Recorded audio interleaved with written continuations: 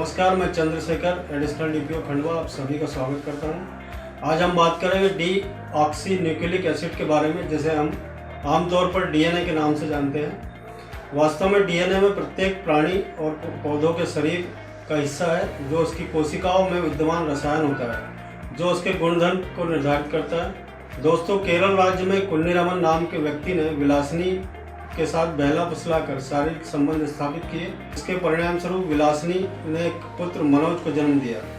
बाद में जब कुन्नीरामन शादी से मुकर गया, तब मामला न्यायालय में गया और तब इस डीएनए तकनीक से ही मनोज कुन्नीरामन का जैविक पुत्र सिद्ध हुआ। कुछ और भी मामले हैं जिनमें डीएनए तकनीक की सहायता ली गई, उन्हें सुलझाने में सफलता हासिल हुई। उसमें पूर्व प्रधानमंत्री श्री राजीव गांधी और मधुमती हत्याकांड के साथ नैना साहनी तंदूर कांड जैसे महत्वपूर्ण मामले शामिल हैं।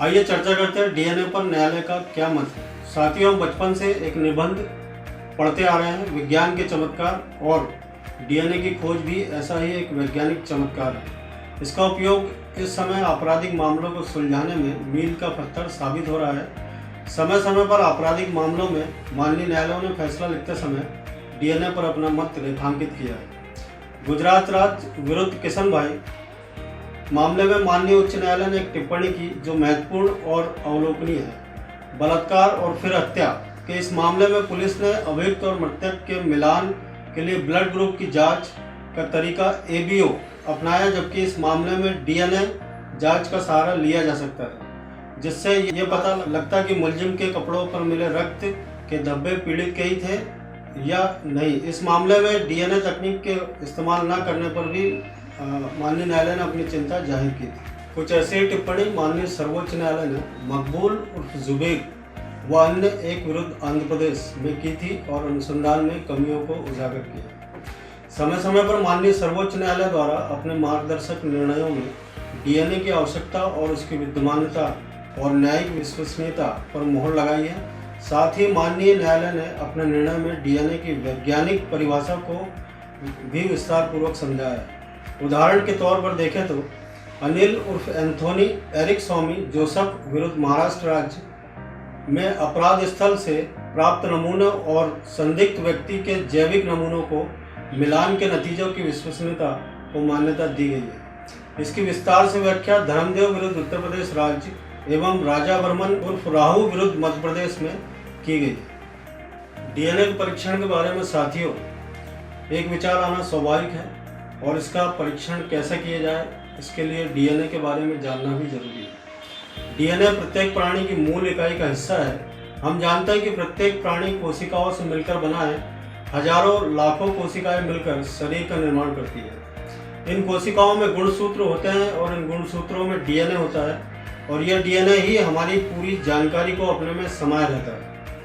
हर एक मानव कोशिका में 46 गुणसूत्र होते हैं और इन गुणसूत्रों में कुछ डीएनए के 60 अरब आधार जोड़े होते हैं, जो 4 नाइट्रोजीनस आधार होते हैं। इसका वर्गीकरण करें तो एडिनाइन, थाइमाइन, साइट्रोसाइन, गुआनाइन और फास्फोरिक एसिड की नियमित संरचना होती है, जो निश्चित है और प्रत्येक व्यक्ति की अपनी व्यक्तिगत होती है।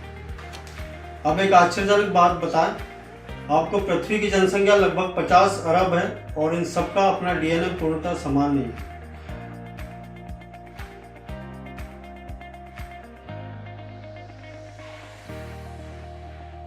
बलात्कार के मामले में डीएनए परीक्षण और न्यायालय की अनुमति की जब हम चर्चा करते हैं तो इसमें कई प्रावधान संशोधन के माध्यम से किए गए हैं। दंड प्रक्रिया संहिता की धारा 53 का बलात्कार या बलात्कार का प्रयास करने के आरोप में गिरफ्तार अभियुक्त व्यक्ति की चिकित्सा व्यवसायी द्वारा परीक्षा में चिकित्सा व्यवसायी को डीएनए प्रोफाइल के लिए अभियुक्त से शरीर से ली गई सामग्री का विवरण दिया जाना अध्यापक संशोधन के माध्यम से बनाया गया है।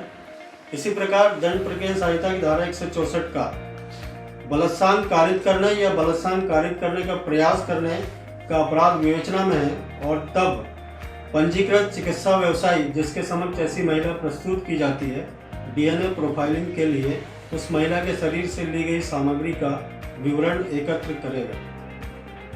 साथियों, हमारे संविधान से प्राप्त शक्तियों और अधिकारों के कारण किसी व्यक्ति का डीएनए परीक्षण उसकी इच्छा के विरुद्ध किया जाना संभव नहीं, ये आप सभी जानते हैं। किंतु विशेष परिस्थितियों में सीआरपीसी की धारा 53 का आरोपी का मेडिकल परीक्षण और धारा 164 का में बलात्कार पीड़ित का मेडिकल परीक्षण किए जाते समय डीएनए प्रोफाइलिंग किया जाना आज्ञापक बनाया गया है और इसलिए इन प्रावधानों में डीएनए के परीक्षण के पूर्व न्यायालय की अनुमति लिया जाना आवश्यक नहीं है। इसे माननीय सर्वोच्च न्यायालय ने नंदलाल विरुद्ध लता में आज्ञापक बताया है।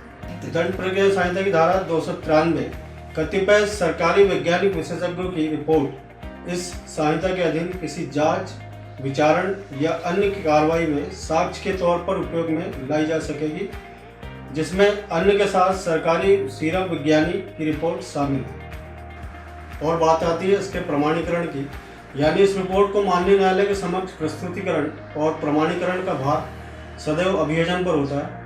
इसकी न्यायिक विश्वसनीयता भी आज्ञापक है और धारा 293 दंड प्रक्रिया संहिता के प्रावधान में इस रिपोर्ट को सीधे स्वीकार किया जाता है। इसमें भी यदि आवश्यक हो तब ही परीक्षक को साक्ष्य में बुलाया जा सकता है। डीएनए रिपोर्ट के अलावा सरकारी सीरम वैज्ञानिक की रिपोर्ट को धारा 293 में सीधे स्वीकार किया जा सकता है। अगर बात आती है इसकी प्रक्रिया की, यह अति महत्वपूर्ण है क्योंकि इस बिंदु पर ही अभियोजन पूरा मामला निर्भर करता है। हालांकि डीएनए के सैंपल लेने का कार्य तो एफएसएल का होता है, लेकिन ये प्रक्रिया विद्यमान होनी चाहिए। किसे हम डीएनए सैंपल कहें यह भी जानना जरूरी है। डीएनए का सैंपल हमें किसी भी शारीरिक जैविक तत्वों से मिल सकता है, जैसे लार, त्वचा, रक्त, बाल, रक्त के सूखे धब्बे, वीर के धब्बे, मूत्र, उंगलियों के नाखून, बालों के जड़ों से, हड्डियों से, दांतों से ये नमूने ले सकते हैं। लेकिन ये बात जरूरी है कि इसमें सावधानी बरतनी पड़ती है, क्योंकि सैंपल लेने का तरीका गलत हो तो नमूना जांच के लिए योग्य नहीं होगा और इसमें गलतियां ना हो, इसके लिए चिकित्सक की मदद लेना चाहिए। और नमूने लेने के बाद उसे प्रयोगशाला तक पहुंचाने में भी उतनी सावधानी बरतनी चाहिए। नमूने को अवस्था के अनुसार स्रोत से एकत्रित किया जाना चाहिए। जैसे इस जैविक साक्ष्य के एकत्रीकरण व परिलक्षण के लिए जिस प्रक्रिया का पालन किया जाता है, इस संबंध में विस्तृत तालिका प्रस्तुत है, जिसे अध्ययन कर आप समझ सकेंगे कि डीएनए हेतु सैंपल लिए जाने में क्या सावधानी बरतनी चाहिए।